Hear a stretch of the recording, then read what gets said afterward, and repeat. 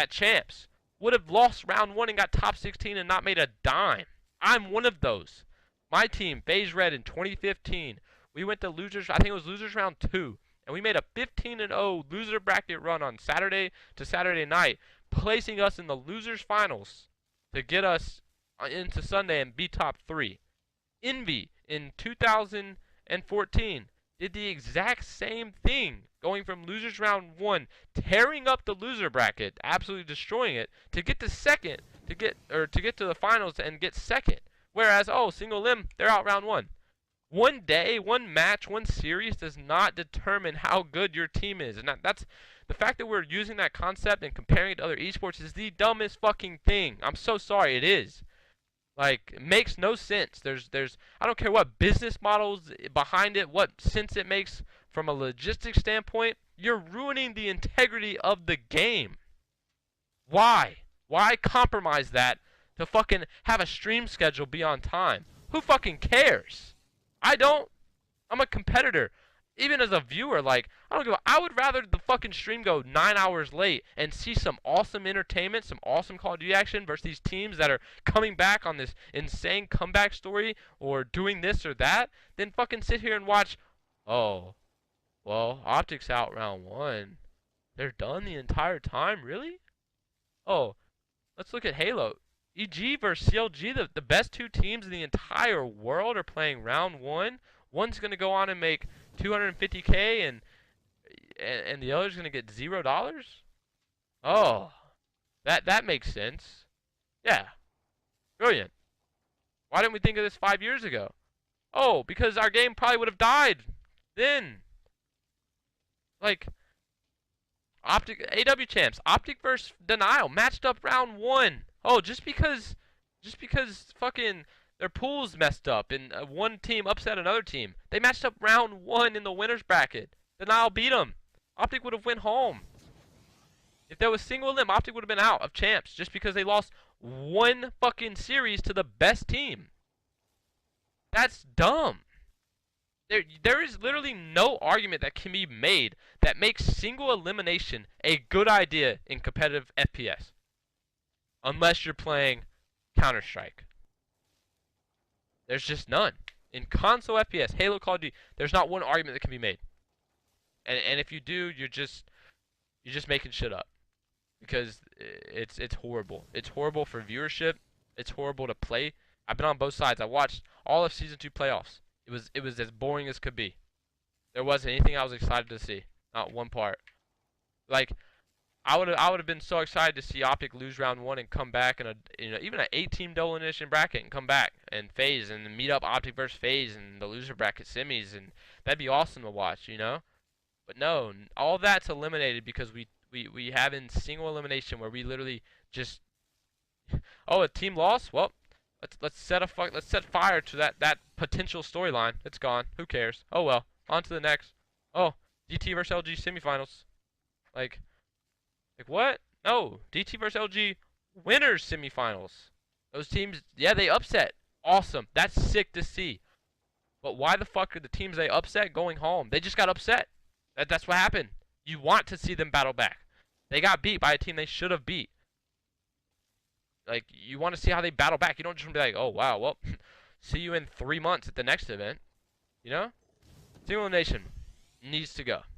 Needs to fucking go. There's not one argument that can be made. There's not one pro that can be said. Except, in my opinion, it keeps stream schedules on time. That's literally it. That's the only thing I can think of. And if that's what we're aiming for as our, explosive year of Black Ops 3 and the CWL, then we're really doing something fucking wrong. That's just straight up. Okay, moving on. Let me think. Okay, yeah, let's talk about this year. This year has been trash. It's been said. I've said it. Every pro has said it. This has been the worst year of competitive Call of Duty I've ever competed in. Ever. And that's really saying something, considering this game, playing it 4v4, is really fucking good. Treyarch made a really good game. And this year was the worst year. Now, is it all Activision's fault? No. Is it all MLG's fault? No. Is it ESL's fault? No. Is it UMG's fault? No, not entirely. No, definitely not.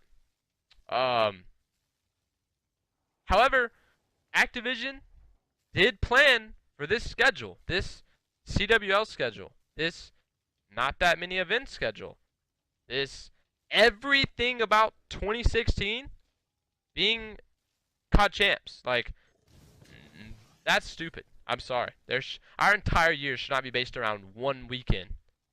We have an entire year with a sick game where millions of different storylines, okay, obviously not millions, multiple storylines can be told throughout the year, and we're doing it this way. Like, online is necessary. That's fine. I don't care about the league. The league was fine. Sure, I don't mind it. But the fact that we had an 8-team invite-only Totino's LAN, where we played really, really bad rule sets. We had a qualifier with no prize. You didn't even finish the tournament. That was the silliest thing. We go into UMG South Carolina. People thought it was going to be a really good event. But let's keep in mind, that's in February. So our first real event, games dropping in November. Our first real event isn't happening until Valentine's weekend. February 12th, I believe. 12th through the 14th. So 3 months? 3 months in? Oh, no, 4. Almost 4, right? Oh, I guess it's like 3.5. 3.5 months in, we're having our first real event. Bam! Sony DualShock Bluetooth shits the bed. The entire event ruined. Because Sony's controllers can't work in a massive LAN environment. Awesome. Sick. Anyone's fault? Other than Sony's? No. No, probably not. But it still fucking happened. I mean, like, you could take many events in history and say, you know, is it this person's fault? Do I blame this person? No, but it happened. It still sucks. It still shits on the fact that, well, that event's out of the bag. Okay, moving on. Season 1 playoffs. Sure, I guess it was a good event. Yeah, I mean, ESL operated it really well. It went well. Optic beat Rise in a best of 7 last map, round 11. That was pretty sick to watch. Okay, sure. One event. That was in April, I believe. Early April. So our first real actual event was 6+ months into the game. Awesome. Well, the year that was supposed to be, quote, the year, the best year Call of Duty's ever seen, we haven't had one event until 6 months in.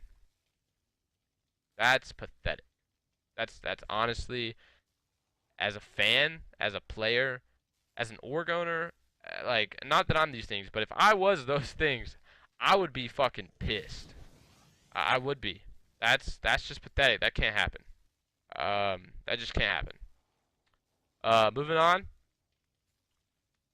Next event is, or next real event is Anaheim. Okay. So to counteract the very shitty Bluetooth Sony has, currently, we use Cronus Max, I believe MLG did. It's the keyboard adapter for the PS4, where it disabled Bluetooth and made the DualShocks a direct input into the PlayStation. Good idea, smart. However, I feel it was a little rushed. It definitely worked. I mean, I was there. There was no Bluetooth issue, but I don't think overall it was set to perfection, and that's not something I could expect MLG to do. There was input lag, plain and simple. Some people noticed it on some stations, some didn't on others. Whether that's a Cronus Max product or MLG not making sure they're all the same, I don't know. But it was still an issue, okay? That sucks because that takes away from the event when there's any issue at all. And I don't blame anybody on MLG. I don't really think it's their fault at all. We're like, this entire year is literally doing the best with what we can, and I know I'm gonna sound like the most unappreciative like dick saying this, but when you're hyping this year up to be what it is, and it ends up being making the best out of a shitty situation, that really sucks for everybody involved. I don't care who you are. If you barely watch tournaments, like, it still sucks. You can't get your fix on the one tournament you want to watch because there's an issue. No matter what, big or small, there's issues. And I'm not. I mean, I'm not someone who thinks everything's gonna be perfect or everything should be, but I don't know. Anaheim operated decently. It was a good event in terms of getting the job done. Um, and I commend MLG and everyone, even the Activision team, whoever worked on fixing that. Good job. But it was still not what it should be, right? It's still not adequate uh, fair competition for everyone. And I say that because Royalty, any player, Royalty's an example, plays on like 10-10 sensitivity. He got really shit on by the fact that there was input lag in the controllers. That we had no warning. Okay, we just came into the event, bam. This is what we're working with. We apologize. It's just how it is. Well, why did I come? It sucks. So anyway, moving on. Next event, Stage 2 Finals. I think Anaheim had 100-ish, 100K viewers around. I mean, Optics in the finals, so you accredit them to like 80%, 70% of that. Okay? Season 2 Finals, Optic lost round 1. First match, game 1, done, out, gone the whole weekend. FaZe, game 2, done, out, gone the whole weekend. So, these two massive organizations that have massive fan base of a lot of people who love Call of Duty and follow their players, gone. Don't care. And this is what I mean by storylines and rivalries and the fact that Call of Duty is based on players and not the game. And I'm not saying any of it's Optic or FaZe's fault or any of these massive orgs. Like, it's not your fault, obviously. Like, you're an org. You're developing a fan base. But the fact is, your team lost, your players lost, you're out, and the people that watch your players and watch your team do not care to watch the rest of the event. They don't. And that's always been how Call of Duty is. And not all of them. Obviously, there's some people who love competitive Call of Duty. And if you're one of those people, awesome. Good. It's awesome to see, But being a realist here, I know 80% of you watch that player, to watch Scump, to watch Krim, to watch Karma, watch Formal, watch your favorite players. And that's how it is. That's how it's always been. Does it need to change? Maybe. Is it going to change? Probably not. If it did change, great. It's not something you expect to change, though. I mean, that's based... for it to change, then, Call of Duty needs to be some super fun, action-packed game that people just cannot stop watching. But it's never really been that way. It's a hectic game. It's hard to follow sometimes. You want to see your players go off. That's just how it's been. It's been watching your players, watching your favorite players. And other games aren't like that. I watch CS. I'm an avid Counter-Strike event watcher. I have multiple favorite pros on multiple different teams. Do I watch Counter-Strike to follow those players, follow those teams? No. I watch Counter-Strike because it's really enjoyable to watch. Call of Duty is not the same to me. Never has been. To play is different, but to watch is just not. It's fun to watch. I get Call of Duty. I played a lot. I understand it. It's fun to watch players do certain things. It's not necessarily fun to watch the game itself. So yeah. Anyway, this year, Season 2 playoffs, 30K I think. So we went from Anaheim like 100 plus to Season 2. The entire after round 2 matches, round 2 to finals was like 30K and below, hovering. Dropping, jumping, dropping, jumping. Not good. It should not be like that. Should be better. Would double elimination help that? Yeah, definitely. Even if Optic lost twice, even if FaZe lost twice, like, our viewership overall throughout the weekend is automatically better because those teams get to play again. And hey, let's say FaZe make this insane loser bracket run. They come back, they beat Optic in semifinals losers. They come back to finals. They're in the finals. Holy fuck, let's watch. Like, they're on this insane losers bracket win streak. Like, I want to watch just to see if they can complete it. It's a story.